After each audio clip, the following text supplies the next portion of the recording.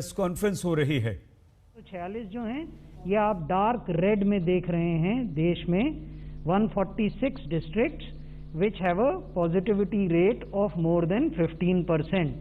So these 146 districts are the cause of concern, and these are the districts where maximum number of new cases are coming and the health system is facing the strain of these new cases.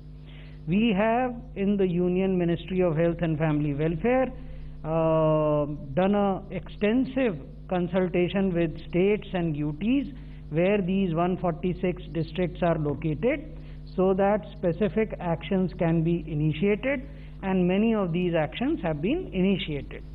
इसके अतिरिक्त 274 जिले ऐसे हैं जहां positivity 5% से 15% के बीच में है।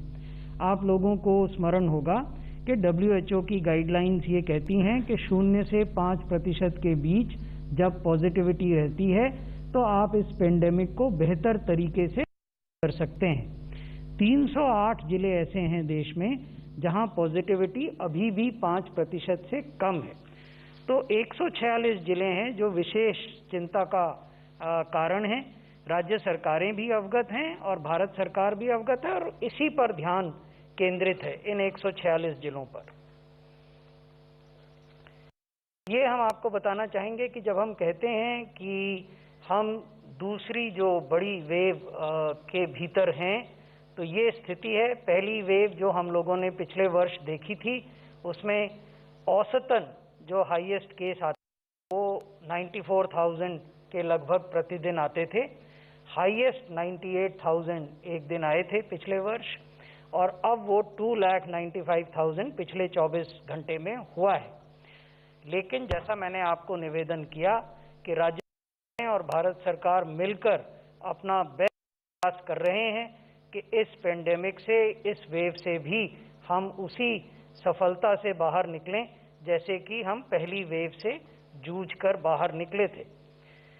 एक चीज़ है जो कि आशा की किरण दिखाती है हमें, वो ये है कि जो केस फर्टिलिटी रेट है वो डिक्लाइन हो रहा है, 1.17 है। हमने आपको टाइमलाइन ट्रेंड दिखाया है कि कैसे 1 जनवरी से लेकर 21 अप्रैल के बीच में कोविड से होने वाली मृत्यु का ग्राफ पूरे में नीचे गया है।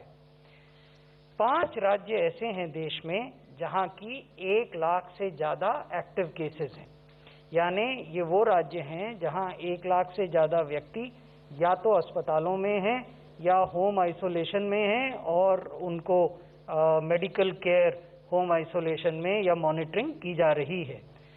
महाराष्ट्र में 6,85,000, उत्तर प्रदेश में 2,23,000, कर्नाटक में 1,59,000, छत्तीसगढ़ में 1,25,000 और केरला में 1,18,000 केसेस हैं।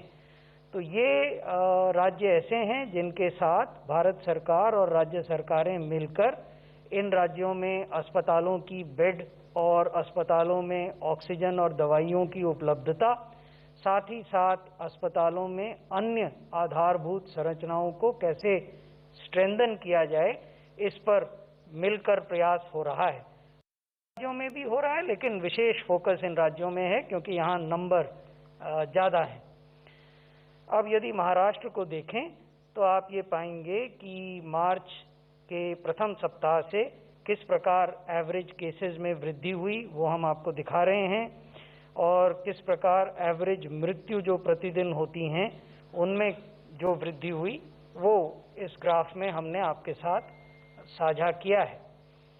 उत्तर प्रदेश में भी एवरेज डेली केसेस बहुत तेज़ी से बढ़े हैं और एवरेज मृत्यु भी लगभग उसी रफ्तार से बढ़ी हैं।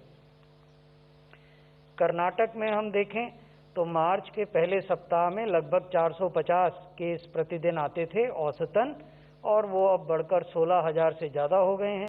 औसत मृत्यु 10 से कम होती थी।